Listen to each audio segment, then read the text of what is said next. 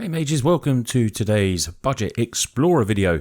Yep, we're doing a different format today because, as we know, sometimes this is a predominantly standard channel, but sometimes standard gets a bit stale.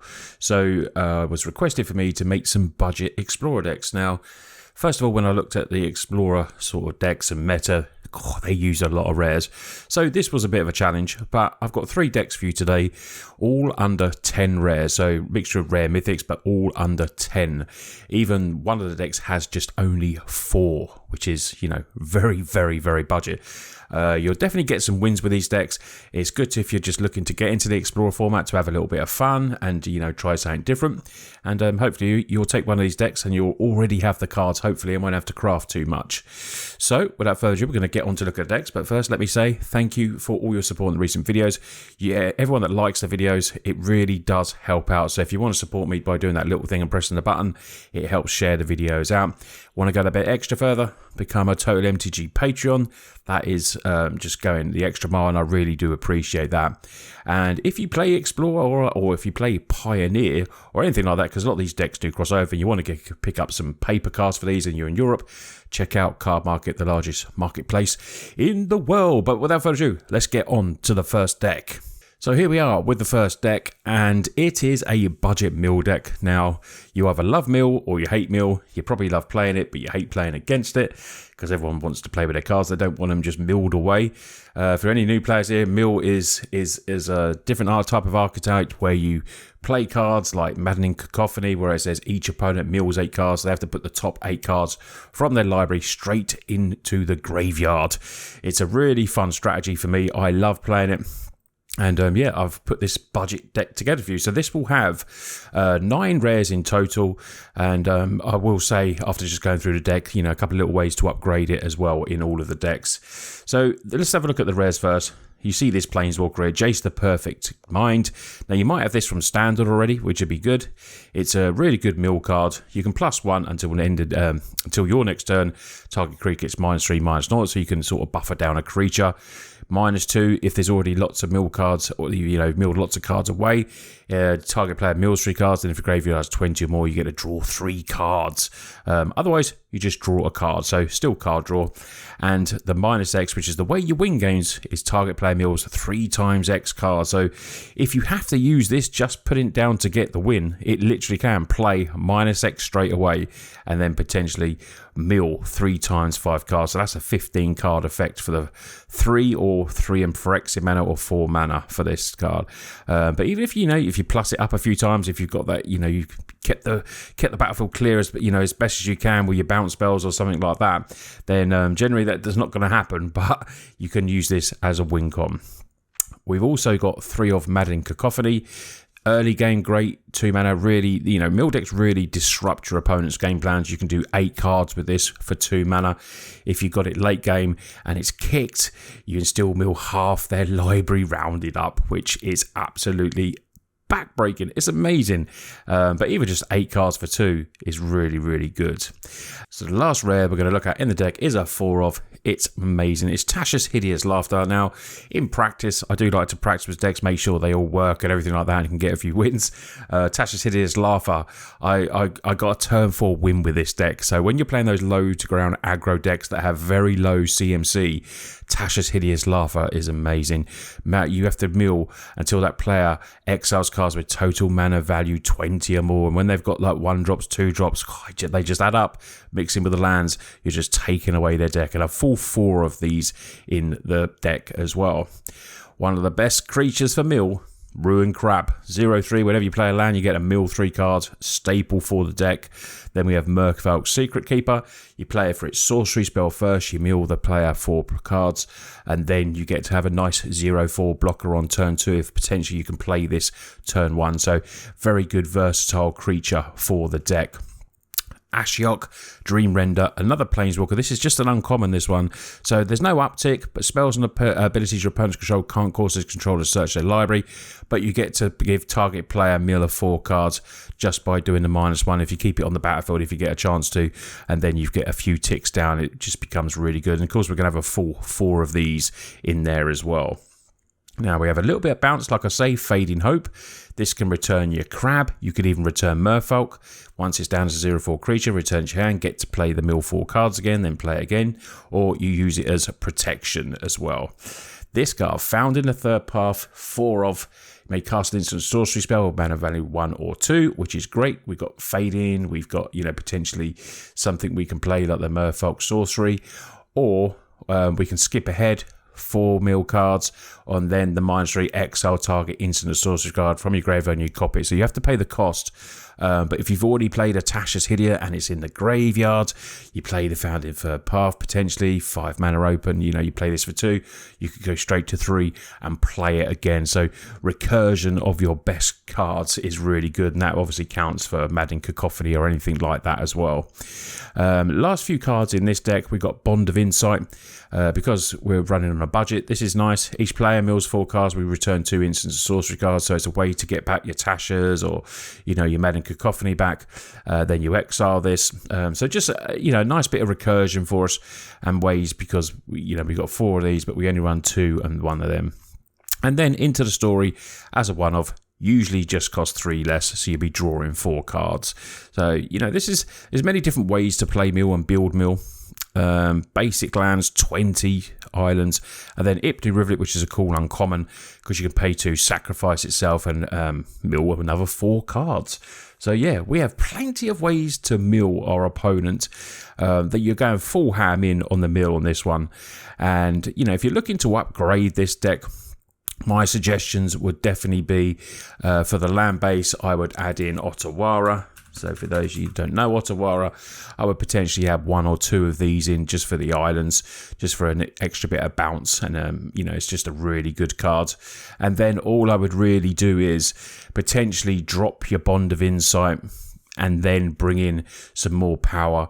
Either a couple more Jace is probably what I would do. 3 Cacophony's fine. We still have ways to get that back with Founding as well. So Jace adding more power than the recursion of these. We have recursion, but you know, when you're running less rare, sometimes it's good just to bring something extra back. But 2 extra Jace would actually build the power for this deck, and that's the way I would upgrade it. But it's ready to go and ready to mill. Let me know if you're going to play this one, because it is super fun. Now, with just 9 rares again, we're going for an Orzhov Clerics deck. So, a tribal deck that just runs on synergy, life gain, and drain, and everything like that. We're going to look at the rares first for this deck. So, the most important one is a 4 of Shadow Rite Priest, because it gives all our other clerics +1/1, which is obviously very good. And it has an ability as well: pay 5, sacrifice another cleric, search your life for a black creature card, put it on the battlefield, which obviously can be used as well. You maybe potentially could sack one of your other clerics, like a Lunarch that has Disturb, which means you can get it back, or something that's just not really doing much, you know, unholy efficient, that is nice for a 1-drop, bigger power, 1/2, has vigilance, and you can put a counter on late game, you know, build it up for the 5 mana. But this is, you know, the best card in the deck. We run quite a lot of creatures, 31 creatures, so you can see how important this, you know, that card is for the deck. Other rare, Voice of the Blessed, 3 of these in there. Gaining life just makes this an absolute beater of a card. Those who've been playing Standard for a while will remember how good it is in the life gain decks.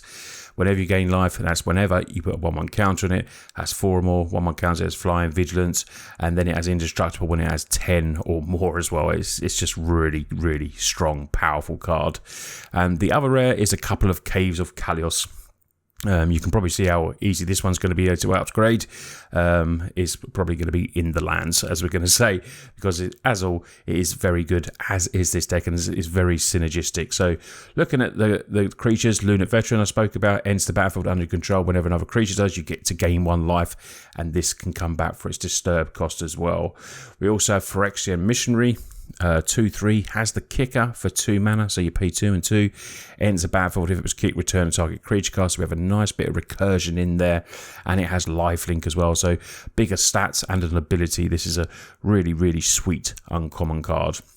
Skyclave Cleric can just come in just to add us land, or it can be a tapped land as well. So has 2 effects for us, nice 1/3 blocker, and can trigger the life gain of like the Voice of the Blessed and other cards as well.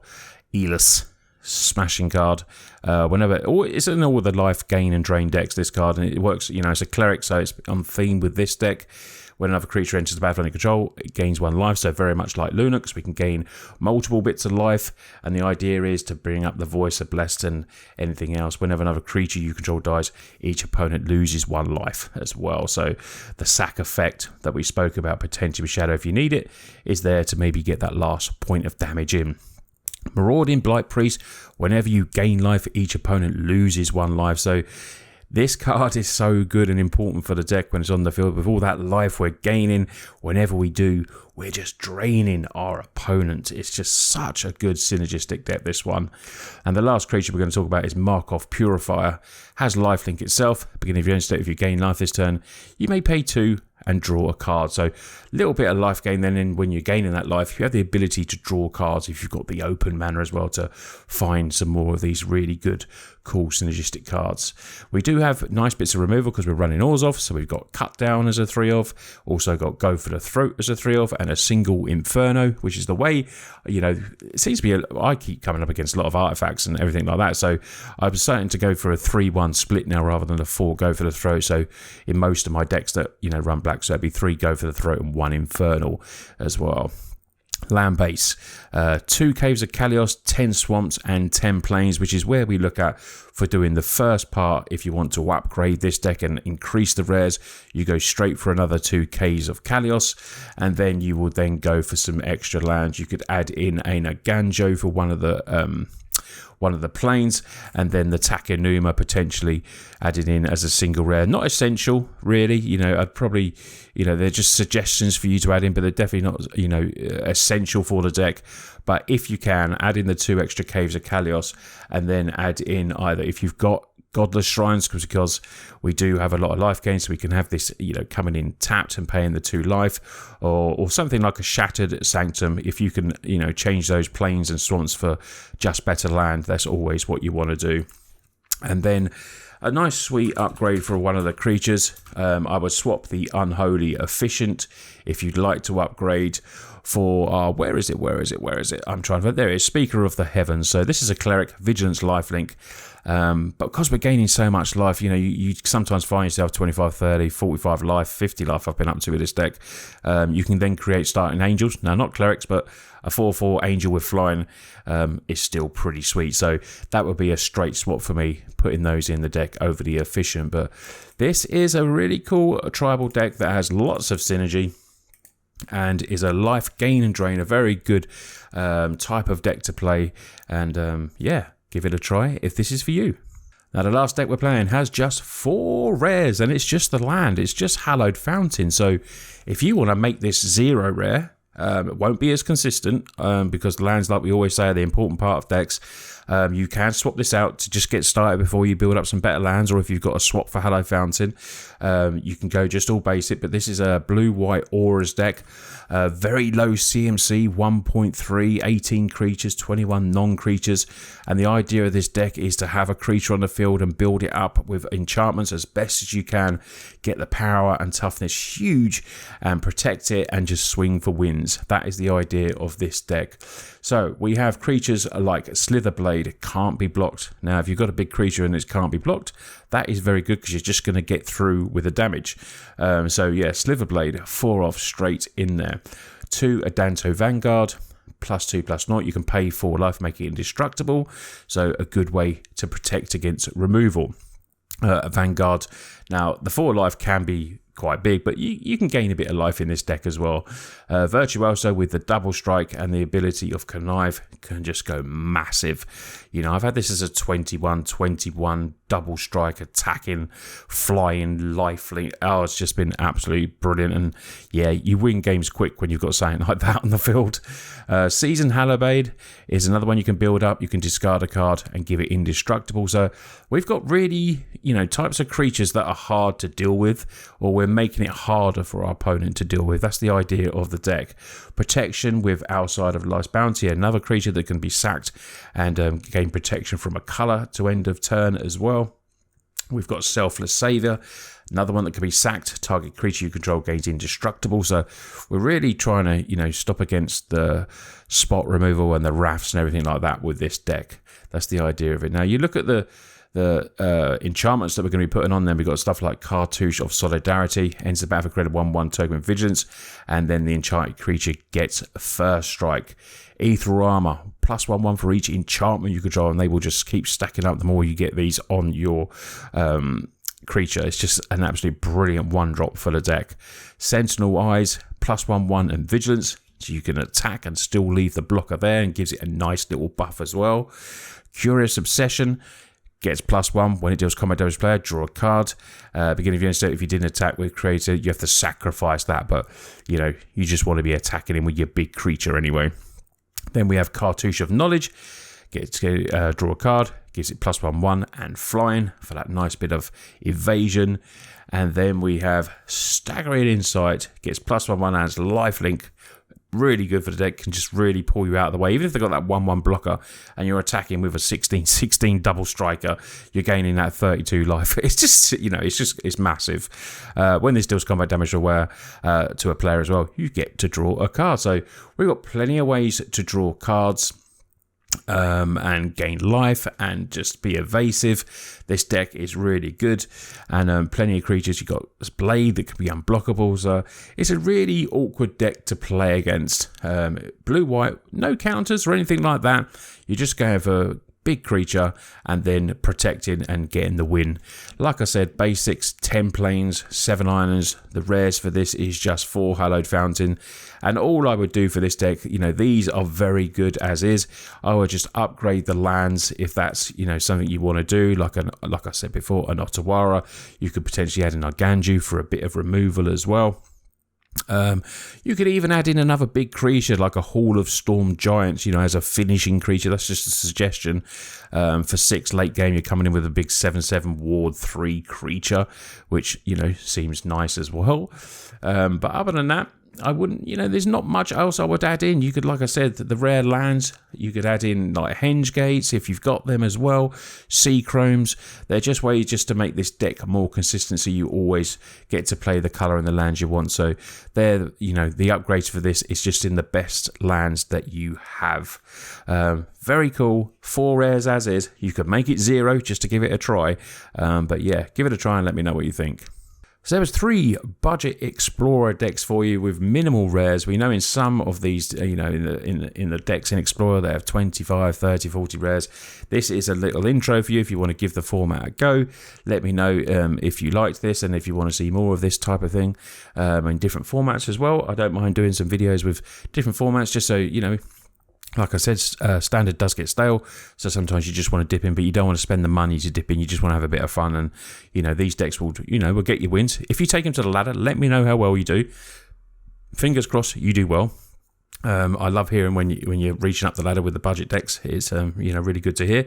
And yeah, thanks a lot for watching today's video. You lot take care, and I'll see you on the next one.